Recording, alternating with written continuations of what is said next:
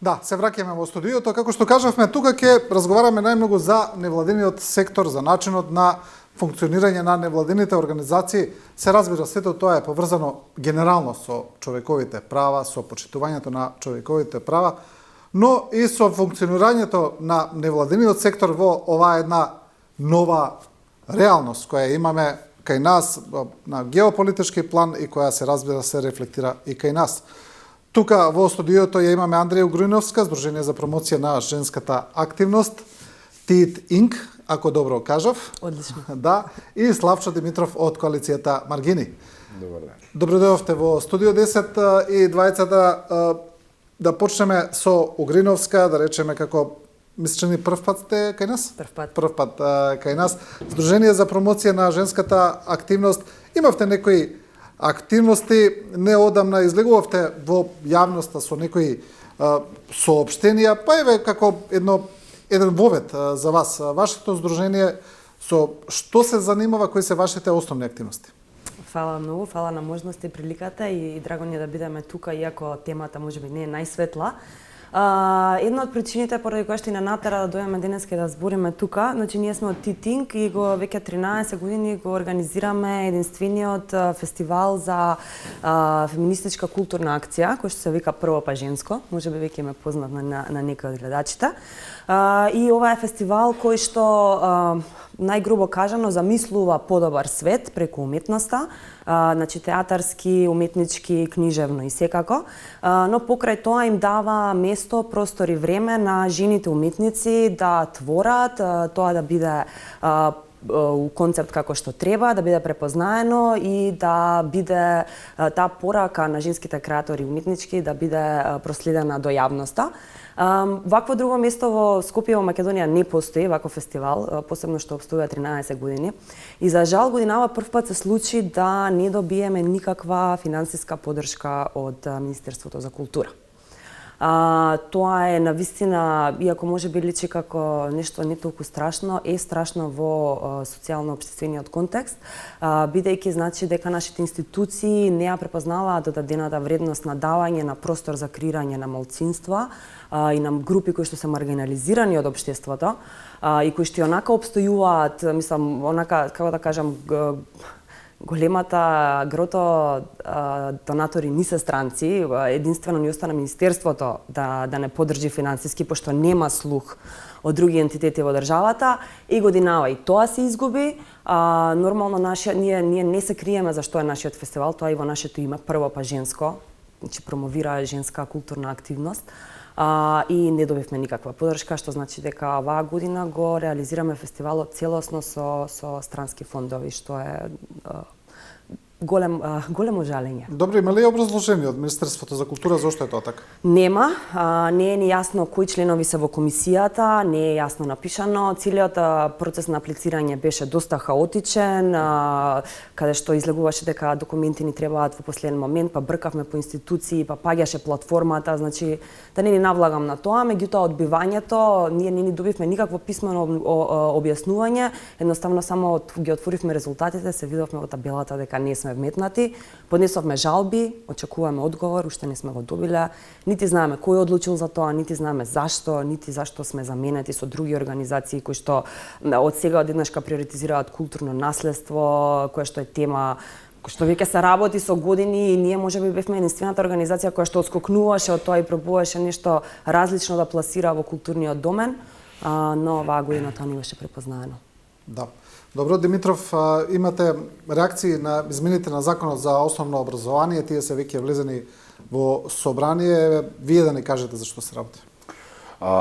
Се работи за истреноста и упорноста на оваа власт да спроведува мизогини, патриархални, хомофобични политики кои што имаат за цел да го елиминираат постоењето на родовата еднаквост, кои што имаат за цел да ја елиминираат препознавањето на дискриминацијата врз ЛГБТ и младите и децата во образовниот процес и пошироко во општеството и воопшто да ја оневозможат заштитата на овие деца кои што сите истражувања, сите бројки покажуваат дека се најмногу изложени на насилство, на булинг, на вознемирување и дискриминација во образовниот процес. Од нивните врсници па се до наставниот кадар во училиштата. Зашто станува збор? Пред само неколку месеци по иницијатива на Министерството за образование се направија веќе измени во постојниот закон за основно образование и во законот за учебници. Со тие измени јасно беше идејата дека од тој закон она што се правеше како измена покрај многуте проблематични точки за кои што нема да влегувам сега, реагира и Комисијата зашто дискриминација, тогаш и мрежата зашто дискриминација.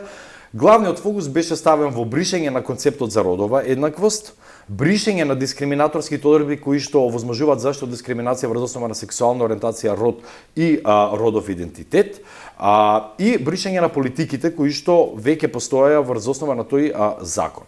Има 2 месеци од кога се направија тие измени без суштинска дебата, без консултирање на релевантните чинители во општеството, ние дознаваме во екот на голема национална трагедија во која што загинаа 60 лица, од кои што неголемиот број млади и деца. Во екот на повторно во рок од неколку месеци силување на младо девојче од нејзини врсници, што прави како одговор оваа влада? Во тој еки кога собранието, замислете, не работи, се само распуштува, меѓутоа се активни за што? Да поднесат Антонио Милошевски и група други партеници повторно предлог измени во забрзана и скратена постапка која што е апсолутно непотребна. И што се предлог измените кои што ги предлагаат? Единствените предлог измени се буквално во сите оние членови кои што останаа во постојниот закон за основно образование, да се избриши родова еднаквост како концепт, да се избриши заштитата на репродуктивното и сексуалното здравје, да се избришат одредбите од Законот за заштита и спречување на дискриминација, кои што се многу пошироки од она што е Уставот, и да се заменат со основите кои што се наведени во Уставот, што е тотален нонсенс. А идејата е сосема јасна. Идејата е да се избрише воопшто препознавањето на постоењето на прво место на ЛГБТ и децата во образованието, и второ да се оневозможи нивната заштита. За нас ова е крајно безобразие и показател начинот на кој што оперира оваа влада. Не се соочува со суштинските општествени проблеми, како што е на прво место корупцијата во системот која што доведе до умрат толков број на деца. Како ги заштитува децата? Со тоа што ќе ја избрише родовата еднаквост, со тоа што ќе ги представи како бабароги повторно ЛГБТ и децата кои што веќе се жртви. Последно истражување сега кое што го извадавме, само во последните 3 години регистрирани се 85 случаи на насилство врз ЛГБТ и деца во образованието. Добро, што би било проблем на вистина место? Еве со родова еднаквост. Што е проблем со родова? Мислам, што е спорно во идеолошки концепт со родова еднаквост? Па ќе ви кажам што е спорно. Како ВМРО ја замислува прашањето на родот и жените, ги замислува како родилки на нацијата, како мајки и како домакинки. Тоа е проблемот. Тоа е она што сака да ги заглави жените да останат да бидат во нашето општество. Концептот на родова еднаквост подразбира дека вие морате да ги разработите и промените по широките општествени структури и механизми, односи на моќ кои што воведуваат родова хиерархија во едно општество. Тоа е проблемот. Тоа се механизми кои што, патем, не ги ние бараме сега, они ги воведат, тоа се механизми кои што државата ги има усвоено преку ратификување на еден куп меѓународни конвенции и одредби кои што според уставот се еднакво образувачки, кои што постојат веќе во македонското законодавство со години. Не е ова што сега искочи, постоја уште во претходниот мандат на ВМРО концептите на родова еднаквост. И неголемата паника и хистерија која што креираат они заедно со така наречените организации за заштита, замислете, на правата на децата, кои што се само тоа, некако што е преземи одговорност како така наречената коалиција за заштита на децата, е хистеријата околу транс жените и транс родовите лица кои што ги креваат, дека се неголемата закана, замислете, за македонското општество. Оние кои што се постојано изложени на насилство и се жртви, кои што ги има во толку мал број, и едноставно за нас тоа е само начин како владата го свртува вниманието од суштинските структурните проблеми кои што ги афектираат и децата и граѓаните во ово општество, преку идентификување на некакви замислени непријатели кои што се изворот на сите проблеми со кои што, замислете, ние во образованието, најголем проблем се ЛГБТ и децата, и то дали ќе се спроведат соодветни политики за унапредување на родовата еднаквост, која што и како ни е потребна. Да ви повторам, во само неколку месеци ние имаме 2 случаи на малолетници кои што силуваат момчиња, кои што силуваат, споделуваат видеа од девојчиња од нивни врснички. Па зашто зборуваме ние овде? Ние имаме сериозни, не само што они не треба да ја бришат, они треба натапани да зборуваат за потребата од родовата еднаквост и рушење на родовите стереотипи во образованието во Македонија. Да, Угриновска, вие спомнавте некако таква конотација дадовте кога објаснувавте за конкурсот во Министерството. Мислите ли дека отприлика иста е причината? Кажавте дека се фаворизираат проекти кои се поврзани со културно наследство и така натаму, дека тенденцијата и во Министерството за култура е иста всушност.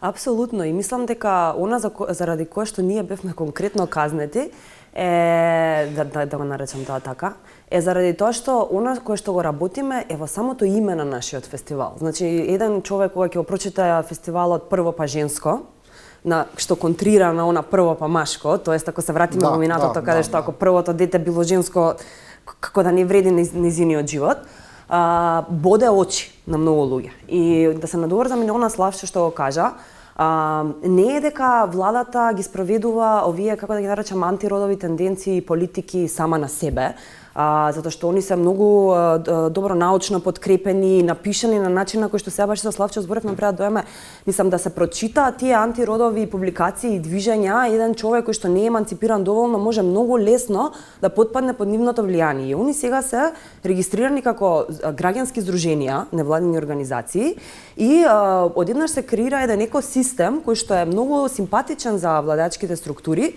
кои што можат да кажат одеднашка сега сите припаѓате вие на граѓански заедници и зашто ние би ве слушале само вас, а не би ги слушале оние кои што се против политиките кои што вие ги застапувате. И под тој чадор се креира една средина каде што владата мора да пресече нешто на средина. Значи да не задоволи нас и да ги задоволи нив. А тоа е, мислам, како да ви кажам, тоа се две различни страни на една војна. Значи не може да се најде компромис, заради тоа што ако ја следиш едната или другата политика, се градат целосно два различни света. И ние сега сме најдени во една ситуација кај што треба да преговараме и да градиме компромис за вредности и конвенции, кои што, како кажа Славчо, се веќе потпишани, се дел од Декларацијата за човекови права и се дел и од нашиот устав. Мислам, ова не е нешто за кое што можеме да преговараме. Така да се вратам назад на прашањето. Апсолутно мислам дека сме казнети заради тоа што без криење ја поднесовме таа апликација каде што кажавме на што ќе работиме и тоа најверојатно му бодело на некој во очи многу, можеби да го крстевме фестивалот другче, можеби ќе поминавме. Ама не е тоа поентата. Ова се треба да се збори експлицитно, не треба да се крие позади метафори.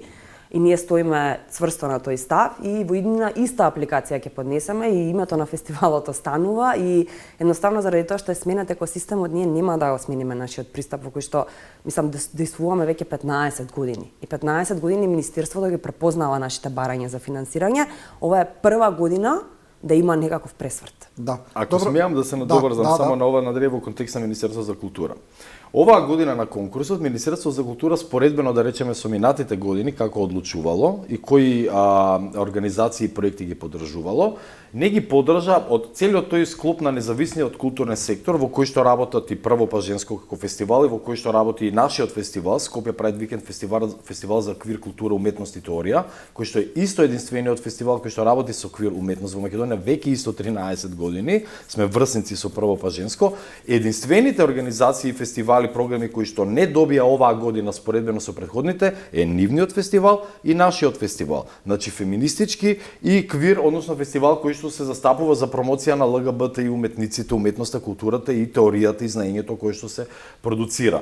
При тоа на останатите организации се разбира за да го неутрализираат теренот, им даваат некои ситни пари со кои што едва можат 20 уметници да донесат и да представат во Македонија, меѓутоа да ја замолчат или да го замолчат можниот гнев кој што ќе настине. Меѓутоа селекцијата на овие две програми ви кажува јасно дека станува збор за една опасно патриархална политика. Феминистички и квир фестивал се елиминирани од она што Министерството го нуди како некаква поддршка.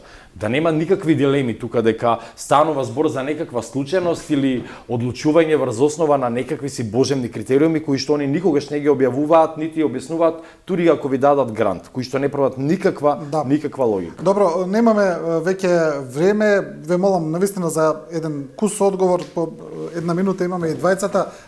Сега, бидејќи еве се кратат, очигледно дека се стеснува просторот и од државните финансии, знаеме што се случи со УСАИД. Како понатаму, генерално за невладините, ми се чини дека станува се потешко? Да, еве. Ако се, мислам, Да, баш се... еве да дополнам, може ли Европската унија да компензира, да надополни тука? Имаме ли барем такви некакви навестувања? Тоа премногу оптимистично дека Европската унија ќе има капацитет да надокнади сето она што е изгубено преку повлекувањето на USAID и голем број организации кои што посредуваа веќе со фондови кои што доаѓаа од американската влада. Европската унија има должност и голема одговорност да стапи овде, бидејќи организациите кои што се најмногу погодени на европско ниво, не само кај нас, се организации кои што работат со човекови права на прво место, а второ кои што работат со групите кои што се највулнерабилни и маргинализирани во општеството секаде низ Европа.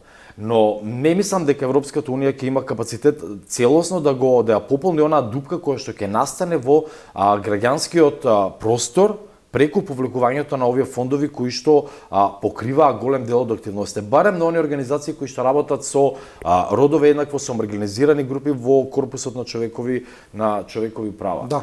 А и јас само ќе додадам, мислам, малце нормативно да гледаме на работите. Значи, цело време како невладин сектор сме жигосани, обележани од општествата дека сме финансирани од странски донатори. И тоа си носи со себе што и да си носи. Само да кажам дека секогаш пред да придеме на странски донатори, ние приоѓаме на нашите. Значи на домашните, на националните, со надеж дека ќе имаат слух за нас.